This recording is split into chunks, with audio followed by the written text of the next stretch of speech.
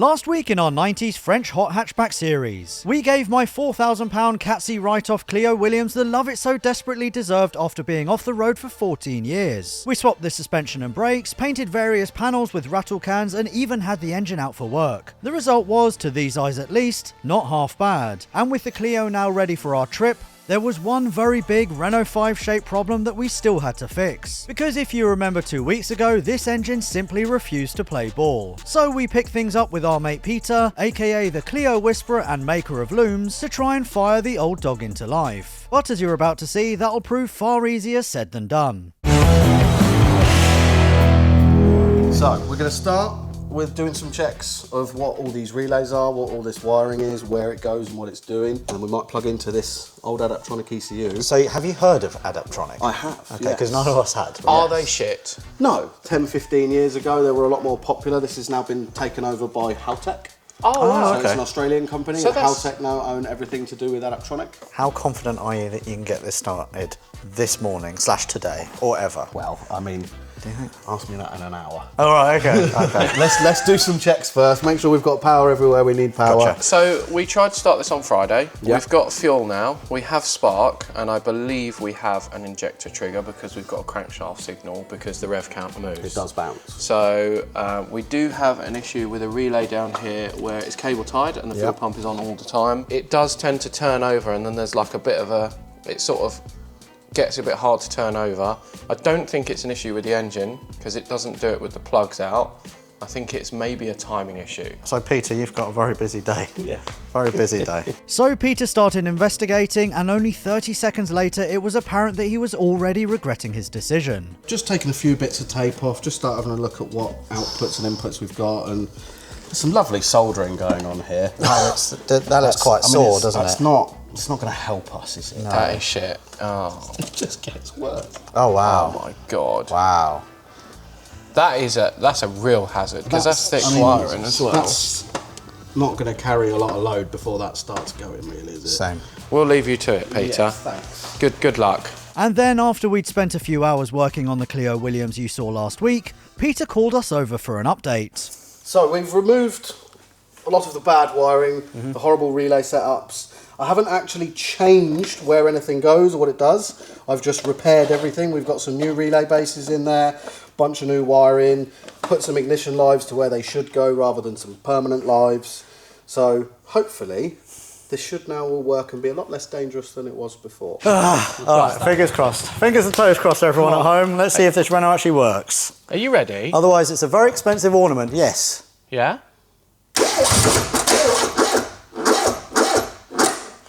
Why is it doing that? It literally... It nearly It did coughed. something, yeah. Right, I'm going to give it another go. Yeah.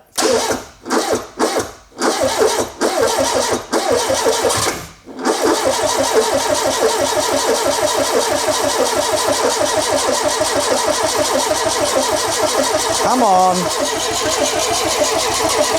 Come on, baby.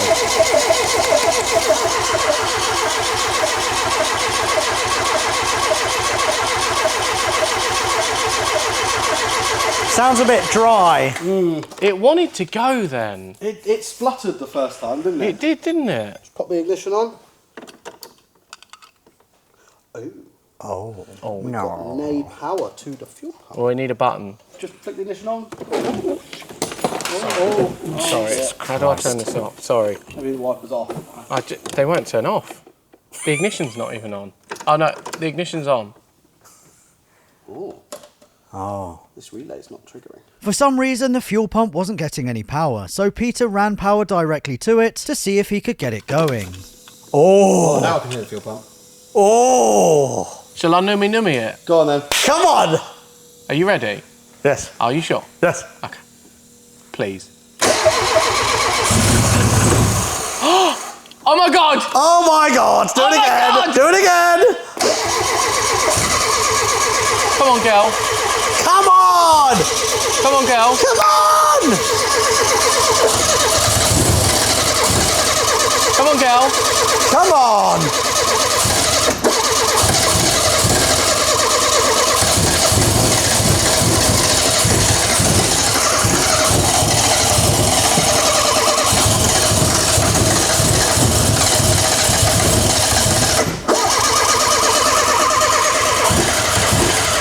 It sounds a bit unhappy, doesn't it?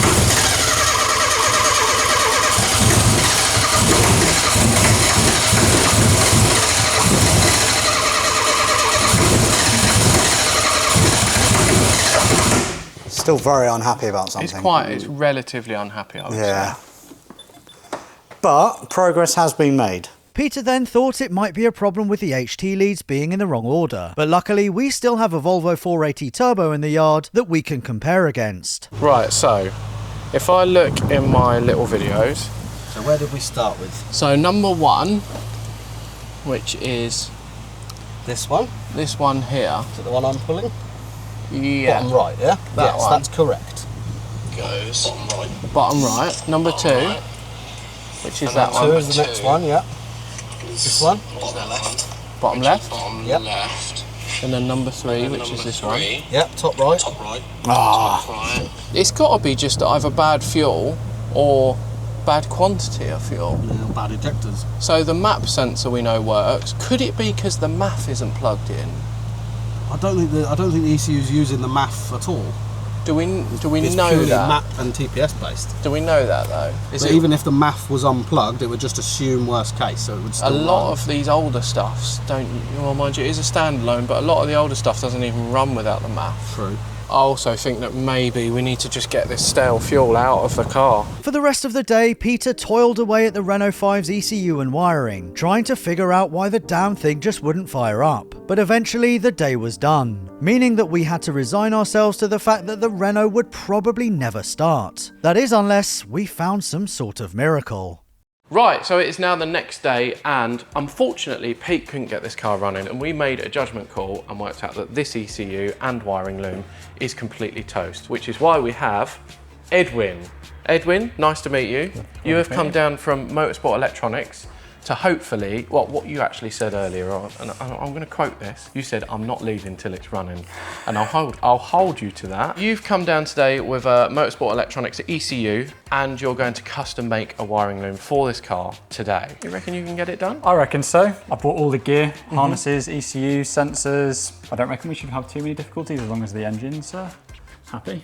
Can I just say as well, Tay, correct me if I'm wrong, but usually this is a job that would take like a week. Weeks, Yeah, yeah. like you've had your cars gone off recently to put standalone It ECUs. takes a long time. Yeah, this is not, and that's not because it doesn't get worked on, it just takes a long time. Where are you going to start? So there's lots of things that I've kind of, as I've gone through, we've kind of identified areas that aren't quite right, and really this is all just super old When tech. you say aren't quite right, Edwin, I'm seeing house wiring, and I'm seeing the crankshaft sensor, which is twisted and taped, not even soldered. I think it's a bit of aerial lead actually, like SCART cable. Brilliant. I think it will actually take less time to make a new loom than it will to even try and repair this. My general attack on it is we're going to replace the complete harness, put our brand new ME221 in there with all the right sensors, with all the right bits, wideband sensor, map sensor, TPS, all the stuff. Make sure everything's reading right, and if the engine's good, it'll just run, hopefully. And while you do this, I'm going to crack on with the brakes and any other bits that I can do that's not in your way. This is an ME360.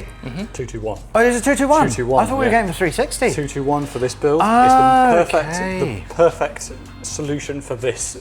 Fantastic. So this is number of very good cylinders. for MX-5s and what? Turbo MX-5s. So, common misconception. Originally, 221 was our plug-in circuit board that goes into factory vehicles, MX-5s, S2000s, etc.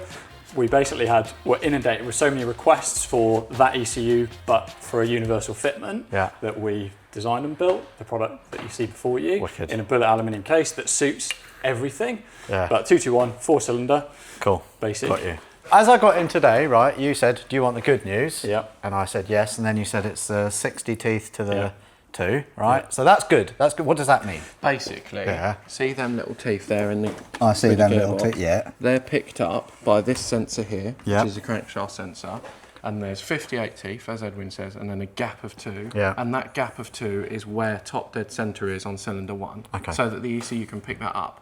It's quite a common layout. If it doesn't have that, you have to either write a new code into this ECU for it to think that, or you have to make a new trigger wheel to go on that side of the crankshaft pulley, which I tried to do before with Bruno on the 6 Series, and it went wrong because they're really hard to make. Yeah. So I do remember the fact that that's got the correct amount of teeth means that this has probably saved about a day's worth of work. Fantastic. The next question is the engine good? And then the following question is the turbo good? Because we don't know any of these things. I forgot about that. Yeah, because we have to get this mapped this week. And you guys are mapping as well, aren't you? We are doing that, yeah. So, we need to book that in. In other news, Clio and your 205, we're going to be in Surrey Rolling Road to find out. Yeah, on Thursday. Yeah, because the Clio is done and the 205 is done. We might blow both of them up on the dyno. After a few minutes of leaving Edwin to it, we came back to see how he was getting on. So I'm kind of just working my way through the engine bay, working out what plugs are going to fit. This is a plug and play harness, not for this engine. So we're adapting this harness to work with this engine. Okay. So we're kind of going through, looking at all the sensors, all the plugs, seeing what's right, seeing what's not right. So have you found out why this engine is not running? What's wrong with this ECU issue? Not as such, because I can't really get into the brain of this. So, because our mate Peter, who does Clios. Have you just propped the doors open with our brand new packets of microfibers? Yes, but they're in the packet, so it's okay. So this is going in the bin. Yeah. Along with all the wiring. So we're going to replace it with brand new ME221, our harness, nice new coil pack. Yeah. Brand new leads, plug into all the sensors, replace what doesn't work. What is this harness usually for then? Because is this a universal or is this for a particular car? Oh. It's for a ZTEC engine. Oh. But a lot of the connectors, so your injectors, your map sensor, it's all the same. So I've chosen the harness that we have to change the least number of connectors on. Am I right by saying that this engine was a Bosch ECU? Yeah. So a lot of the sensors, Bosch ECU. So a lot of the sensors on this engine are Bosch. So a lot of the plugs, correct me if I'm wrong, are generic. A lot of that should actually plug in, Well, right? speaking of injectors, you also brought some new injectors? I've got some injectors because we're a bit unknown on the condition of everything. They'll be fine. I've got injectors, I've got a fuel pump. You got a fuel pump? I bought a fuel pump just in case. Yeah. Doesn't this need a new fuel pump anyway? Well, it looks a bit puppy. It mainly needs pipes because the pipes are... So if you want to get an ECU from Motorsport Electronics, bring it in and they'll change your injectors, your fuel pump, they'll rust repair as well. Yeah, like sills. And like Edwin welding. will even travel to you and do it for you. In and out in a day as well. Yeah. And they bring the dyno to you as well. Yeah, they do. They do, yeah. Silly old out of Hebrides. It's fine. We'll be there. So is your plan to take this out and then just do sensor by sensor, or are you going to do it bit by bit? I think before I rip too much of it out, we can actually run this. I'll unplug things, plug in our things, and we can run it outside of the car to go. Yeah. Is it working? Okay. Does it run? Okay. Etc. And then we can worry about taking out old stuff. We left Edwin alone for a couple of hours to try and figure out the wiring of the Renault 5. It's 3 o'clock, and Edwin, you've been working on this for what, 4 hours? Yeah, probably something like that. Yeah. And you've only had 1 cup of tea. Yeah. Where are we at? So I've been through the car's existing wiring harness and all the sensors. We've worked out what's good, what's bad, what needs changed. So there are only like two connectors that actually needed to be changed. Oh, cool. I've wired in the temporary ignition switch. That's cool. Just so we can talk to the ECU, see what's reading, see what's not. We can see things like, nice and big. TPS, there we go. So TPS, critical engine sensor obviously for making sure that things are happening, and we turn the TPS. And the ECU's talking, that means the ECU's alive, that So if we sensor's go good. 100% there, will it actually give a reading of 100? Yes, it does. Yeah. So now we're kind of at the point of the ECU needs to know the position of the engine. Yeah. So that's put a spark plug in, sender number 1, grab a timing light, turn it over, tell the ECU where top dead center is. Yeah. They're over there, aren't they? Yeah, exactly, around the corner. We'll check fluids first. Yeah. And then we'll turn the key. Yeah. And if it starts, I'm off. I thought I could smell something. Timing light at the ready, Edwin wanted to check if the spark plugs were working properly before going any further. Yeah. Oh! Yeah. Excellent. That's a good start. Right. That sounds nice. Isn't it? Let's go again and see how far away our marks You ready? are. I expect they'll be miles away. Is it on the Is it mark? perfect? Yeah, it's almost perfect. Really? To a degree. Yeah, to like 1 degree. So essentially what we're hoping to see is that the ECU knows where top dead center is. The gun's connected to HT lead number 1, cylinder number 1. We're hoping the flash occurs at the exact same moment that our 2 timing marks align, so that the ECU knows exactly where top dead center is. So if we want to turn it over and we shine the light down there, we should see the flash occur at the exact moment ready? that it goes past.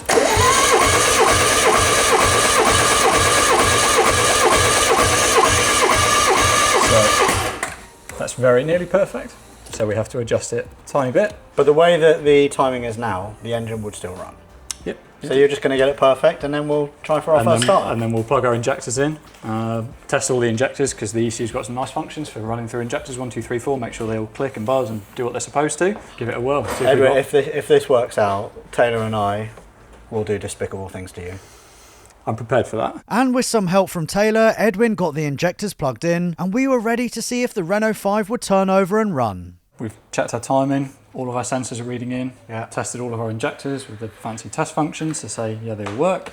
We know we've got a spark. Yeah. We think it's happening at the right time. Don't know about fuel pressure yet, but There'll be plenty.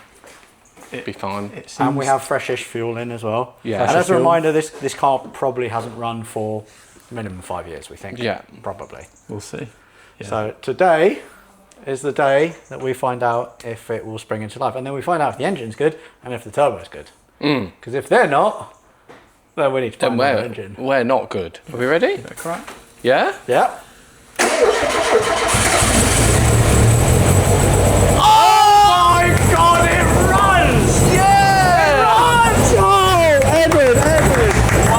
I mean, it doesn't run great, but it runs. Holy shit, I cannot believe it runs. It runs. My brand new paint as well. Wow. Fair play. High five. Well done. How long has that taken you? Really? I think we probably started going properly at about 12. Yeah. That's when I started doing stuff. So what, so 4.5 hours or so? No, it was. I reckon with a lunch break, it's been about 3 hours. 3 hours.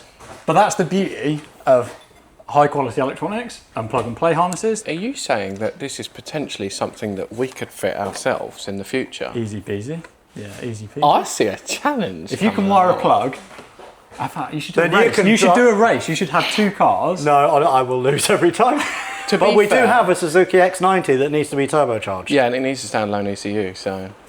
From a mechanical perspective, the engine does not sound like a nail It to these ears. doesn't run particularly well, but is that because it still needs timing adjustment and stuff like that? I think it probably needs a brand new set of plugs. Yeah. Because we're using old plugs. Might have a bit of a wonky injector. We know they actuate and work, but is one leaking, open, yeah. stuck closed slightly? Fuel pressure as well. Be nice to wire in a fuel pressure sensor so you can see what's going on in a rail. Have we got nice fuel pressure? But doesn't knock. So we have a missing core plug.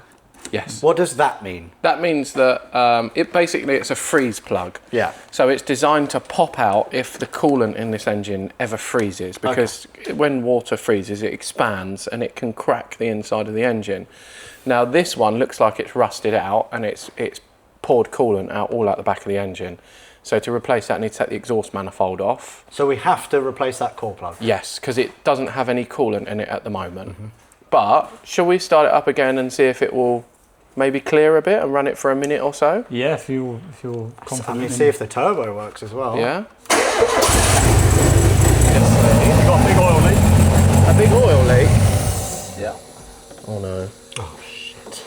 Is that an oil leak? It does look like it. Oh no. Oh, that is an oil leak. Yeah. That is an oil leak and a half. Is it pissing? Yeah. Oh yeah. That Volvo 480 outside's looking mighty fine right now. No. Right, where's this oil leaking? It's right onto injector number 4. It might just be rocker cover. It's coming from pretty high up. Where the hell is that coming from? Do you want to start it again and I'll have a look?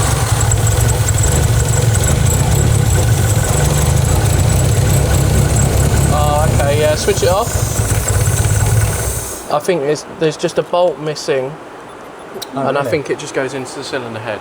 Easy. Yeah. My question is, why does it run lumpy? That's what I would like to find out. And when we find out why it runs lumpy, is it worth trying to do all the bits on this engine, or should we just buy one off eBay for 800 quid and stick it in the hull? I'd want to get it properly up to temperature, like properly hot to see if it clears. Yeah. Because it might be something's just not a bit sticky or whatever. It does also have really shitty old fuel in it still. Now that we know we've got a loom with electrics and an ECU, I can sort this out. So even if we do have to put an engine in it, we can get one this week and I'll put it in. It'd be nice for this one to keep going though, wouldn't it? The only thing I don't want to do is spend loads of time on this and find out that we're chasing our tails and it's knackered. Have you done a compression test on it? Like, is it? No. Okay. But I did put a boroscope down it and the bores look alright. So it seems to look okay. But we are now running. We know we've got ECU, we've got electrics, we've got the means for the engine to run, which is the main thing. I want to rev it and just see if it's got any knocks.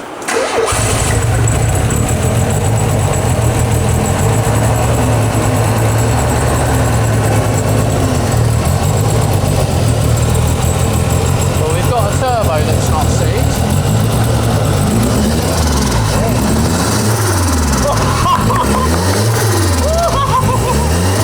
Clear it.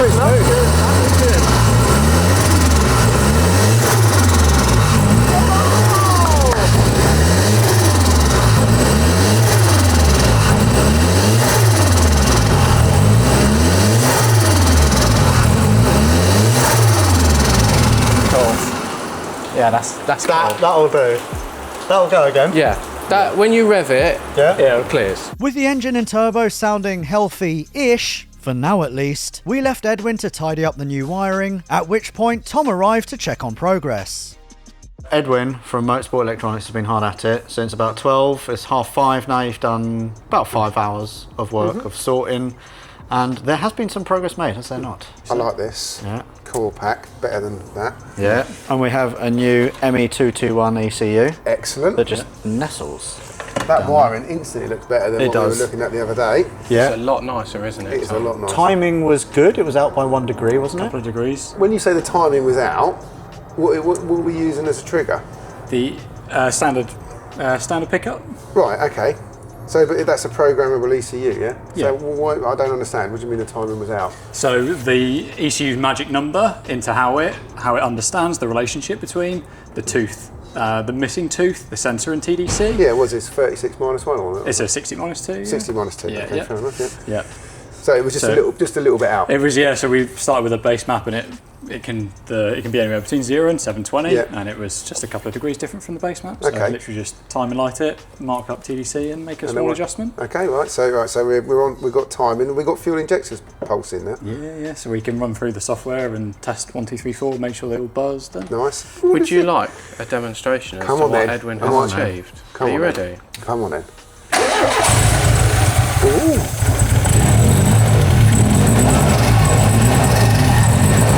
Hear that? Yeah. Go on, give it a bit more.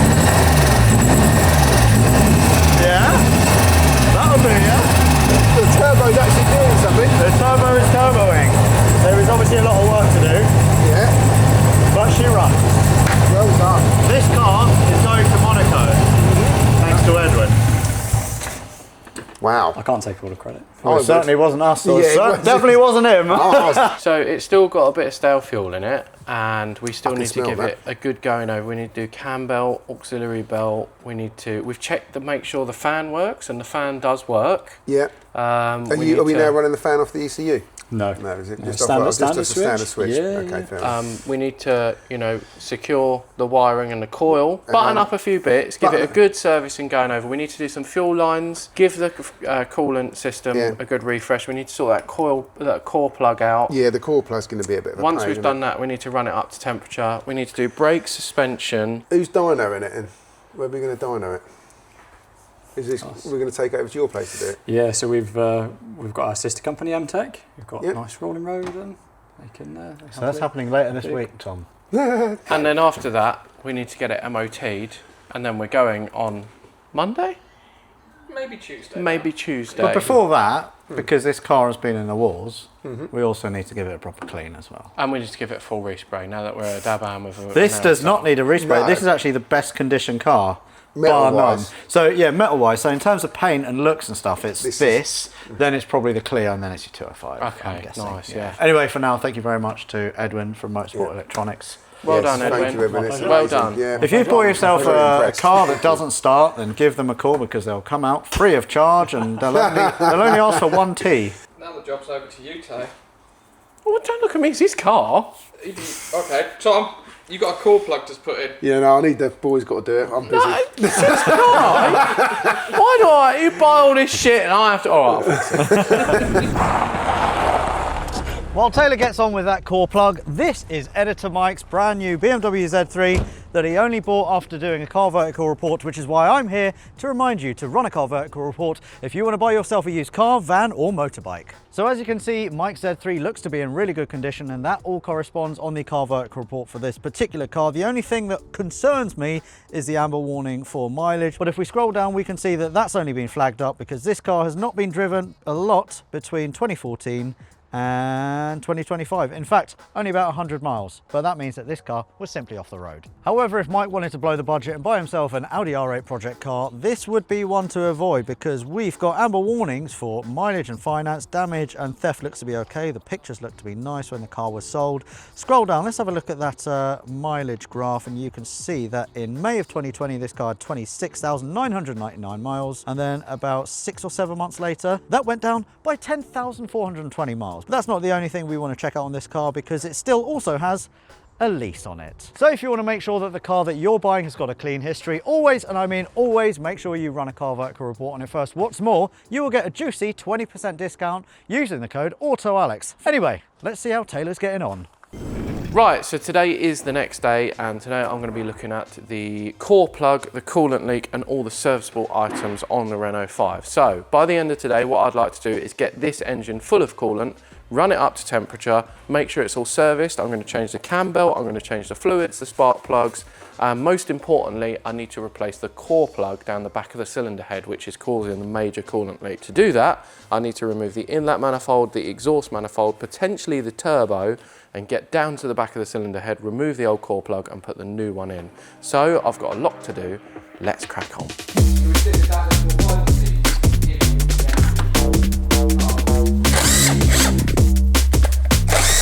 Right, so in theory, the inlet manifold, or the top part at least, should just simply come off.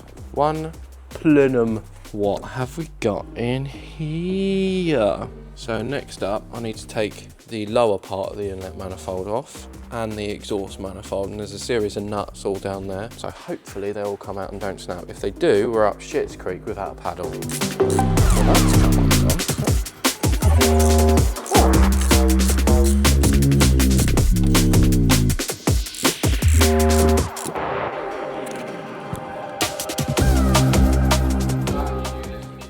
There's the inlet manifold. So I can see the core plug just here in this little gap.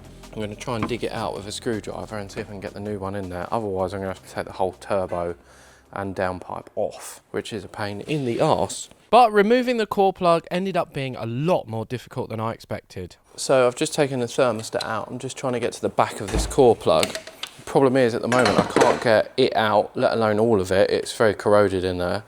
If I can't get it out, then I'm going to have to take the cylinder head off and take it maybe to a machine shop and get a new core plug put in there, which is a bit of a pain. So I phoned the old man to see if he had any advice. All right, sunshine. Hello, Tom, you all right? Just a quick one. Yes. If I take the head off this Renault 5, do you...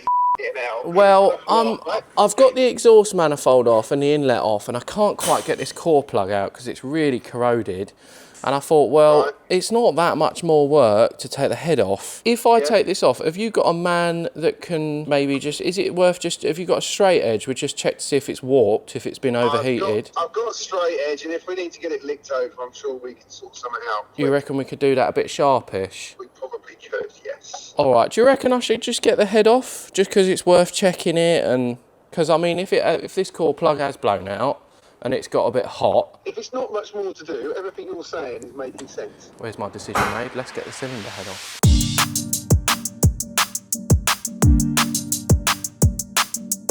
Which meant my first job was to time the engine up and mark their positions. I then removed the timing belt, undid the cylinder head bolts and removed the head.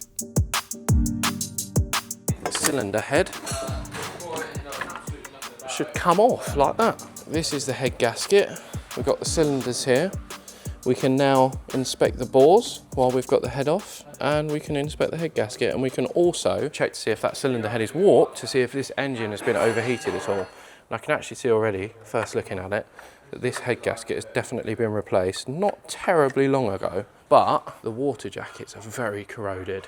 So they all need cleaning out, and the cooling will need flushing out of this system. So yeah, there is their bare block. It's not like we've got to go to Monaco in a few days or anything. That is the source of our coolant leak, that core plug. Now I have poked a screwdriver through that, but you can see just how corroded that was. And yeah, the water was leaking straight out of there. There we are. I'm going to replace those O-rings. Injectors don't look horrendous.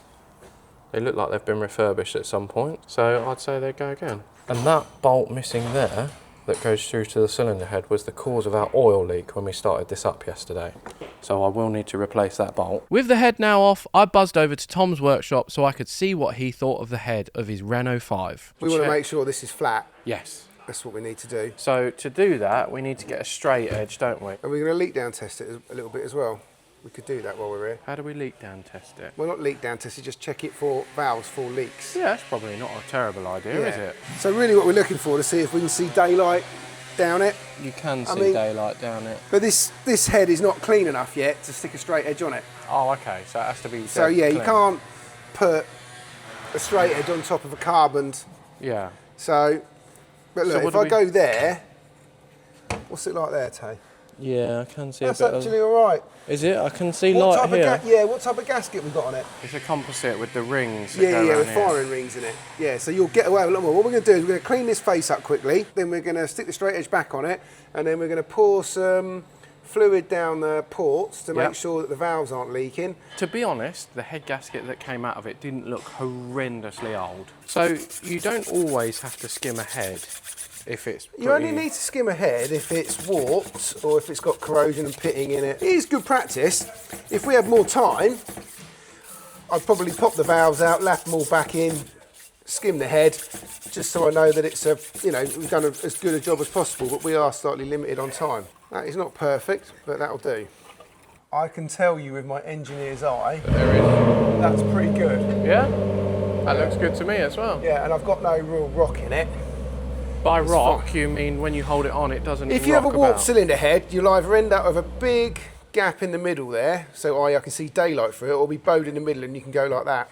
Okay. And we're not getting... Like my plasterboarding. Like your dodgy plasterboarding. Like my dodgy plasterboarding, yeah. Tom's not good at plasterboarding, as it turns I'm out. bad at plasterboarding experience at the weekend. So I'm happy with that. Yeah, so that's good. I can also see it, when you put it across, it leaves a line in all that brake cleaner, which tells me that it's touching So that I don't surface. think this is overheated stroke. When the core plug's popped, I don't think the engine's got overly hot. No. So I'm all right with that. We could do a little bit more of a clean up before we put it back on with the gasket. I can do that with a bit of wire wool or so. Yeah. Now we need to get the rest of this core plug out. So I need to get the core plug out. I can fit the new core plug, that's not a problem. Just give it a tap in there. No, we'll get I need to get that out either by drilling it or tapping it, whatever. Yeah. And then, did you want to just leak test Oh yeah, the I want to valves? leak test them, yeah. All right, no worries, let's do that then. This is just standard brake cleaner. Yeah, these valves are closed, yeah. And you're spraying brake cleaner down there to make sure that it doesn't leak out of these valves. Yeah, to make sure that the valve is seated nicely to the valve seat. And if I just tip it slightly. Tip it slightly. Now I know I'm covering the... And that's nice and dry, yeah. Is it got an oil leak but not excessive? No, but if you want this t-shirt, head to iconbox.shop. What I'm going to do now is I'm going to turn the camshaft to close some of these. When this opens up, it's all just going to go splurging all over the place. So, but Tom, I've timed this up. You're going to put it out of time. Yeah, sorry, mate. Okay, so what we'll do turn the camshaft over slightly. Oh, look, there we go. There we go, see? It's all leaked out of there now, so that's all wet. See, look. Oh, look at that. Yeah. So we know that these valves seal. So these two are now shut. So we're spraying it in this cylinder now. to make sure that these valves don't leak. Do you know what that sounds like? Cup of tea. Cup of tea. This exhaust one has got a slight weep on this cylinder as well. The exhaust ones are more of a worry. Really? Yeah. Why is that, Taylor? Why is an exhaust valve Because exhaust valves get hotter. hotter? Correct. And the heat builds up and then you burn a valve out if it's not seated properly. So exhaust valves are definitely more of a problem than inlet valves. But again, it's such a slight weep. Is Well, I that mean- enough for you to worry? No, I'd be more worried about the turbo and a few other bits and pieces, I think, to be perfectly honest. Worry about. Shall we get this core plug Yeah, out? yeah, come on And then. then I'll take it back to the unit and I'll put the Okay. new core plug in there. All right, okay, let's get that. Yeah? Yeah, no worries, let me grab some. Yeah, this is going to either work really well simply like this. You can see this edge here has already seen a bit of action. That was me with a Right, so- screwdriver. So I'm going to go off of that edge there and just see if I can turn it. Oh, there we go. Look at that. There's your... And there's a problem. Its back end's blown out, isn't it, Tom? His back end has The blown out, back yeah. end's blown out of that. Let's get this back to the unit. Right, see you later, mate. Ta-da. With a new core plug and some fresh sealant from Tom, it was only a few taps of a hammer to get this job ticked off the list. All I need to do now is clean up that engine, clean up all of these surfaces, get a new head gasket on, and this cylinder head can go back on the engine.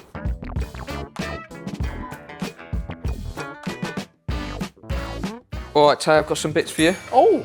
Just been to GSF. Thanks, Rory. Don't forget, use code AA25 for 25% off your GSF bits. That's a big discount. Thank you, Rory. We'll have some of that. There's a Alright, spark plug. We yeah. need another one.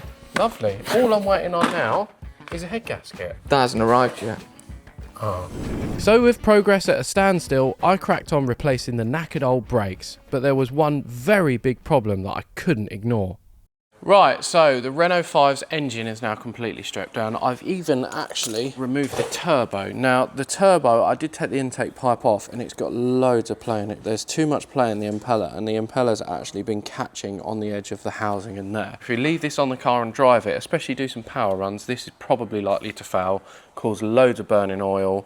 The impeller could break up and get sucked into the engine. It would be really, really bad. So, taken that off and I'm waiting to hear from specialists to see if they can rebuild it, because in 2 or 3 days time this car needs to be on the dyno and be tuned. In the meantime, while I'm waiting to hear for that, I'm waiting for parts, I'm going to start stripping down the brakes and the suspension. I'm going to be replacing the brake discs, the brake pads, the calipers, the front lower arms and the rear pads, calipers and discs as well. So I've got a lot to do. I'm going to get cracking on with this.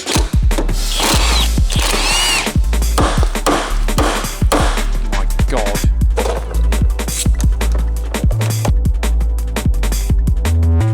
All right, so we're all stressing out a little bit. This car is in very poor overall condition. This is Jay, our fantastic cameraman. He comes on all of our big trips. You have to deliver this stricken turbo to Turbo Technics. I have spoken to so many people on Instagram. I put up a little thing on Instagram, a story saying, who can help with this? Turbo Technics, you are now our last hope to get this sorted, get it rebuilt by Friday, latest. Today is Wednesday. They close at 4:30. It is now 2:20. It is 1 hour 45 to get there. Jay's gonna go up to Turbo Technics, drop it off, and then let's see. It is now in their hands. With Jay now en route to Turbo Technics, I continued working on the brakes and the suspension. Right, this is looking good. Yeah. Oh, brakes are on. Front wishbones are on. I've just stripped the rears down. The question is though, is all of this in vain? Well, it all depends on your turbo veins. It does, it does. Jay has dropped the turbo off. They'll have it ready by Friday. Very exciting, so nothing can go wrong. Oh, shut up. Give over. Not even, I can't say that. I'm going to put my little amber indicators in. But I have just lost the bulb in there. Look at that. Oh my God, that looks so much better. Look at its little ginger cheeks. It's like one of those, you know those little anime where they go, wow, and they've got their little lines under there. They'll edit that in. For those of you wondering, by the way, this is Trev. Oh yeah, this is Trev. Trev is our landlord, but also part-time mechanic as well. So yeah, Trev's currently building a new bog outside because we keep blowing ours up, but it's raining, so he's coming here to help us with our Renault. Thanks, Trev. That's all right. Right, so it's now a day later, and I'm very, very pleased to say that we have a fully refurbished turbo from Turbo Technics. Now this is our original turbo, and Turbo Technics have fully gone over it and rebuilt it in a day. We've got a new set of bearings in there, I believe. The housing's all been blasted and it looks brand new. The wastegate's all lovely and new. Apparently there was a bit of trouble getting this done because it's got the core from an SR20, I think. It's got custom made housing bits on it, whatever. It's weird, but we managed to get it sorted. So thank you very much, guys. This now means that I can start putting this back together. So my plan of attack today is to attach the turbo to the exhaust manifold. I need to clean this up, put a new gasket on there, bolt it to that, put that down the back of the engine. I can then put the cylinder head on. I've also got 3 head gasket sets to choose from because for some reason Rory's ordered 3 of them, whichever arrived first just turned up. So I've got these. I can put all the gaskets nice and fresh back on there. I need to torque the head down. I need to put the cam belt on. I need to put a new thermostat in. I then need to put it all back so it will run. We then need to prime the turbo, start it up. We then need to plug it in. and then tomorrow this is going off to Motorsport Electronics to be dynoed. So all being well, and if we conquer all of that, this should be good to go. I've got a lot to do. I'm gonna crack on. Hi there. Hello. What are we doing for lunch? Did you say lunch? Lunch? Oh, come on, Robin. That little Japanese place. That little Japanese place. Let's go to the Japanese. So I've got the exhaust manifold. I've got a nice new gasket here, which I definitely didn't lose and spend half an hour trying to find. I'm just going to stick this on the exhaust manifold and then attach our lovely refurbished turbo to the exhaust manifold, just like that. And then I've got 4 nuts which secure this onto here. I'm going to tighten these up and then I'm going to put this in the car as one complete unit. It makes it a little bit easier.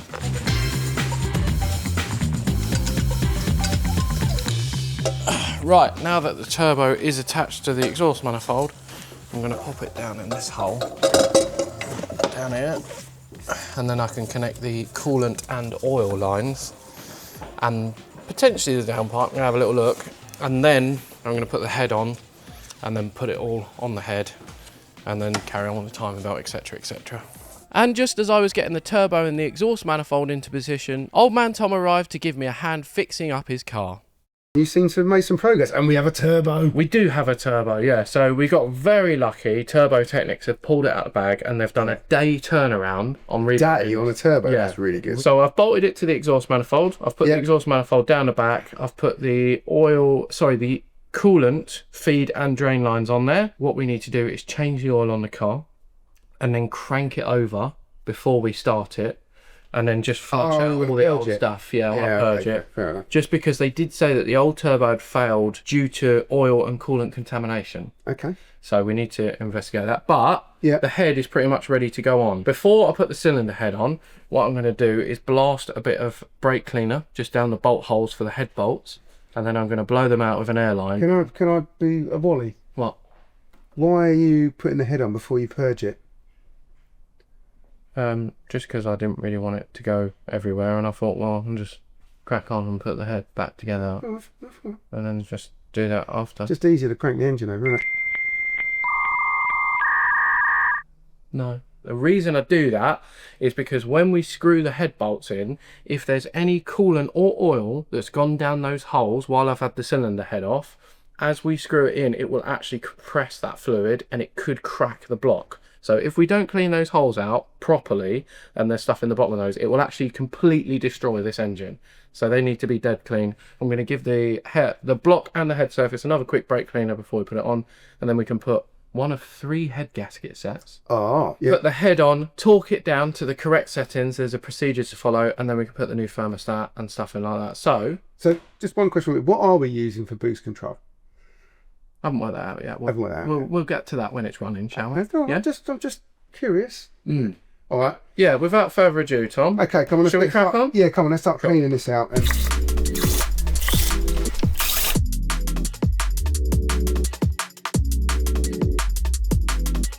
After Tom had picked which head gasket he wanted to use, he started giving me yet another lecture on how to do these jobs. I want to get the engine on TDC. Well, I don't know. Everyone does stuff differently. What I usually do is turn it back a tooth, just so the piston sits a little bit down. Yeah. Just in case when you put the head on, if the camshaft moves at all, you don't tighten the valves up into the pistons. I just make sure that they're a little bit down and then time it all up afterwards. No. See, I always set my engine up with a DTI as well. Yeah. Have you got a DTI? I've got a screwdriver. Yeah. Stick it down the bore, see when it gets to the top. This is very unorthodox, Taylor. Well, what I normally do is just time it all up afterwards. How far away are those valves from the...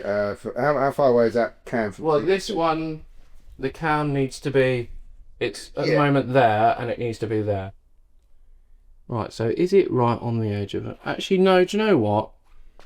It's quite happy there. See, I love your Tipex, Mark, how accurate it is. How accurate it is, yeah. A big blob of Tipex. You know, the swing of getting that in the right place is probably quite a few degrees. Well, I tell you what, Tom. If you put it on and it's out of time, you can have a go at me, but I can guarantee it won't be. Okay, so crankshaft, I'm assuming we were doing the Tipex mark method as well, are we? Yes, yes we are, yeah. Okay, right. Tipex marks it is. Come on, let's get the head on. Oh, he's so strong. Do we have to get that inlet manifold, exhaust manifold on at the same time? Oh, look at that. Now, do we know the correct procedure for doing these head I've asked for it to be WhatsApp to me. You got any oil? You don't want to oil them, otherwise they'll hydraulic in the holes. No, you Wally. I've always put a little bit of oil on the so they don't washer. grab and bite into the aluminium. Well, they do bite into the aluminium because they sit quite tight on the but edges, then it but can, you don't want change the torque on all it right, as well. well, if we put what we do, we put the bolts in, Tom, like that. Yeah, then we can. Have you got? I'll put a little bit just on there afterwards. There's also we're missing a washer. I know. I was trying to look for that. I was wondering if it was stuck to the head, but it's not. Good job on here, isn't it? Found him. Good. Cool. Right. So Tom, is Taylor the apprentice that you've ever had? No, Tom is my apprentice that I've never had. I've had so many apprentices over the years. He's got potential. Now, don't be rude. He's a bit wayward. I need to get him back into spec. Do you know why, Tom? You know. Because I spend my days surrounded by Alex and Rory, who are, oh my God, let's do this quickly, let's go, come on, oh my God, it's got to be done right now, just put it together, let's go, film it, film it, film it. I think half the problem we've got here is disorganisation and lack of tools. Tom. You could do with more tools, then you could work a lot quicker and a lot more efficient. Plenty of tools, we just don't know where any of them are. While I was fitting the manifold, Tom realised the gasket needed some slight modifications. It hasn't got enough holes in it, so I'm making holes. Bloody marvellous. See, we're not just pretty faces, are we, Tom? No. Masters of engineering. I don't know about that. That'll do, wouldn't it? That's much better. Right, so now one of us has to hold the turbo up. Right, there you go. And then... Right, now get the head in the right place. Nice. Yeah? Cool, we're on. The next stage is 70 Newton meters. Same pattern of torquing up, please. Okay, so... I am overseeing the correct procedure. Are you? Yes. And when you do it It's going to go very wrong at the end. When you do it as well, right, so we torque the bolts up, we have to do them in a certain order so that it pulls the head down evenly. You go onto a bolt like this, and you want to try and do it in one sweep. So you don't want to like stop and do a bit and do a bit. You want to do it all in one sweep if you can. Obviously some engines. Make it a little bit more tricky. Yeah. Nice. You know what this means, don't you, Tom? What? I'm talking these up, so somewhere through Europe all these bolts are going to fall out and your head's going to come off. Why do all your wheels always fall off? I don't know. He doesn't talk them up. But I do, that's the thing. Right, 70 Newton meters. 70 Newton meters. Now we have to do degrees, but we haven't got... No. The next stage is... You wait for 3 minutes. Wait 3 minutes. Tay, come on. It's been more than 3 minutes. Is it? So what we need to do now is turn the bolts. There's not a torque setting for this. You have to turn them to 120 degrees plus or minus 10 degrees. I've marked all of the bolts here with a Sharpie pen. What I'm going to do is do it by eye. And I'm going to get this to sit roughly at, you know, an angle so that I can measure it as I'm 90 doing. degrees is here. Yeah. 180's there, so I you need want to to be around about there. Around about here. You ready? Yeah. And you want to try and do it in one swoop. So pull it round. Whoa, no. Right, okay, yeah. You've got to support. Yeah, I know. Yeah, because otherwise you're going to rip it off. And then, look at that. That's 120 degrees. Then 8 volts later. Now that that's done, we can get the inlet manifold on, turbo bolted up, downpipe on, cam belt on, thermostat on, and then we can run it. I'll do the cam belt, because I know the timing marks, and I've already done that. Do you want to put a couple of bolts in the exhaust manifold? Yeah, because you can put the M1s on. I want to... and then pull the downpipe up, so the downpipe's here. Yeah. And that's just 3 new nuts there. And then the thermostat's just 3 bolts. I've got a new thermostat here. Remember as well, when fitting your thermostat, this little nub in here goes at the top, because that's designed to let any air pass through. What are the K-nuts for? And the air always sits at the top, so. They're for the exhaust manifold. There were some missing, so we'll have to put some new nuts on there. Right, okay. So these ones for exhaust manifold as well? Whatever you find, Tom, just buzz it on there, it'll be all right. It has got a tight spot, this engine. It's tight there as well. There's actually 2 tight spots. That ain't valves clapping though, is it? It can't be anything on the crank. It wouldn't be upgraded valve springs, would it? I'm just going to get that thermostat on. Let's drain the oil, and then we'll get some fresh oil in it, and then we'll wind it over and prime it and see what it's like on priming, all right? All right. To make sure the new thermostat sealed into the engine properly, Tom put a bead of sealant around the mounting face just to be safe. God, there's a lot of petrol in this oil. Is there? A lot of petrol in this oil. I'm assuming that we haven't... shit.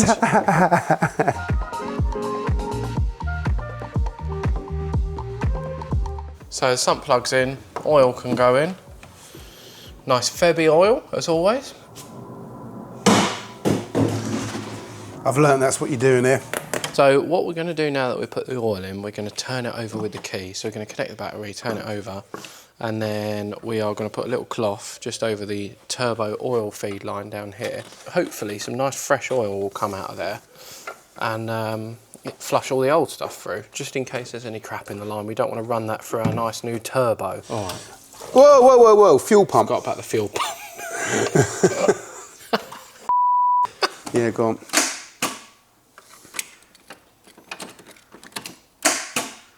The engine's seized. Let me get a jump pack. Right. Just work, you Yeah! Look, it's coming into a container. Is it nice and fresh, or is it quite... No, it's horrible at the moment. Go on, go again. Hang on a minute, Tom. What? That timing belt's about to slip off. Oh. Oh, it is as well, isn't it? Yeah. Oh, that would be bad. That would be not great. Because you haven't got... Yeah. Yeah. This stops it from sliding off. Well, we haven't put the pulley on.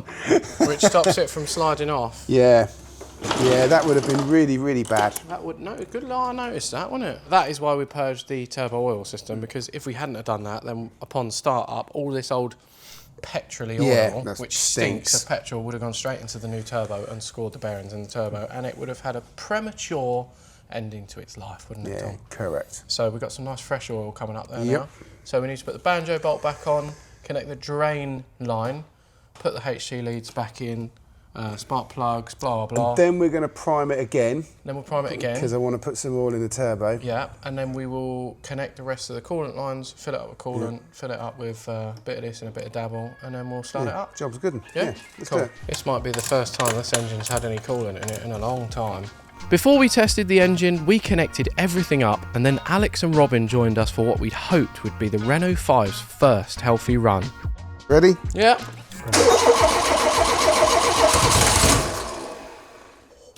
Little dabbler, do you?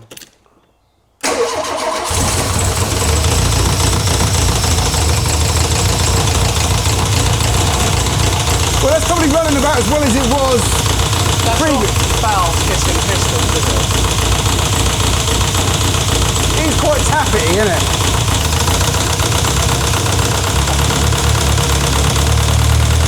That sounds horrible.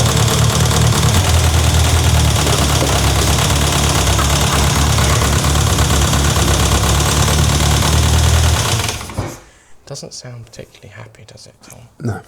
Was it making that sort of tappy noise before? No. All that's really changed is it's had a new turbo, right? Yeah, but And that's... you put a new... Yeah, but that's not... Yeah, but nothing should change in the top end though, I mean... No. All we've done is taken the cylinder head off and given it a clean and, you know, we haven't really done anything. It's not running any worse than what it was before. I mean, it runs better. Yeah, but it runs smooth. Yeah, but he's got, you know, that'll work itself out on the tuning. We don't know if the ignition timing is correct. Yeah, I know, that's fine. I'm not worried about like, the way it's running, you know, but it does sound to me like it's firing on 4 cylinders, yeah? Do you want to start it up again? But it did do the ignition timing, didn't it? Yeah, but there's a long way to go with the setting up of this engine from an engine management point of view, right? So I'm not overly concerned. But we had this exact engine management with this configuration, and it didn't sound like this at all. Yeah, but the reason we couldn't go too far down with the tuning of it was because we were leaking coolant, weren't we? So we couldn't run it for any length of time for him to work his magic, all right? So it was literally a start-up, so that's why it's a little bit rough around the edges from a running point of view. So I'm not worried about that. What I'm worried about is the tapping noise, which is loud. Which is new since Monday, because we didn't have that on Monday.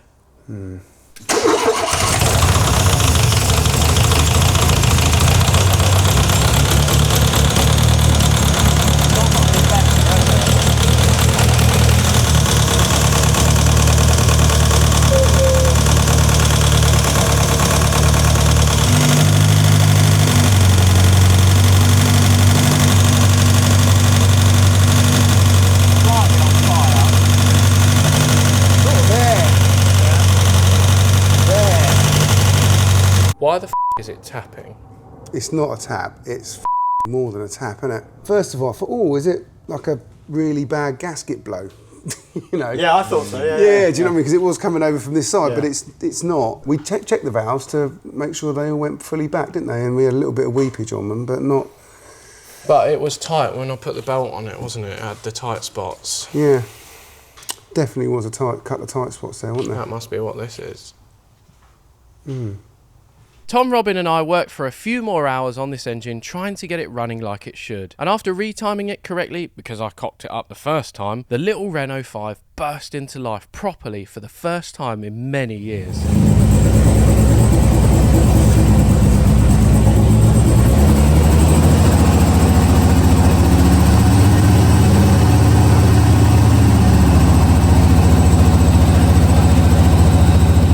With the Renault engine now mercifully sounding like it was happy to be alive again, we called it a night and dragged it and the Clio out into the daylight the very next day to give both cars a well-deserved bath. First up, the Clio. Right, to give my Clio Williams the best chance possible, because as you can see, where are you going? I was just looking at the rust on your Clio. Oh, sorry. No, it's the blue one. It's not the red it's one. this one? Oh, right. Yeah, Okay. so, I mean, obviously, you know, I've resprayed it, blah, blah, blah. Yeah, I can see that. It's not the worst job in the world, is it? It's not great. Yeah, okay, thank you. But to give it the best chance possible, because I love this car so very, very much, we have got a whole array of awesome G-Technic stuff. You're going to clean it, and then you're going to polish it, interior, all that kind of stuff. Give it a zhuzh, yeah, make so it, let's see make it how nice. good we can make Mike. I say we, I mean the royal me. That is you.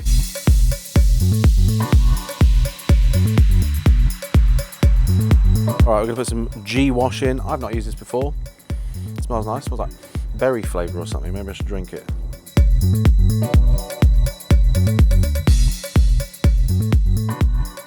We were so happy with the results on the Clio, Taylor and I thought we'd give it a go ourselves on Tom's Renault 5.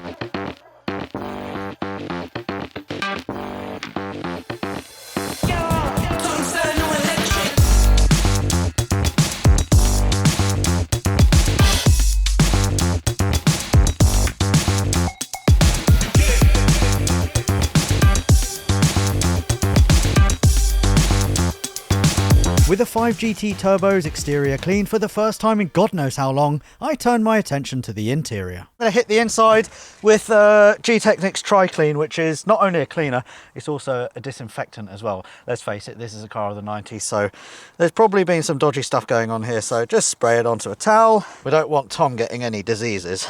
Oh yeah.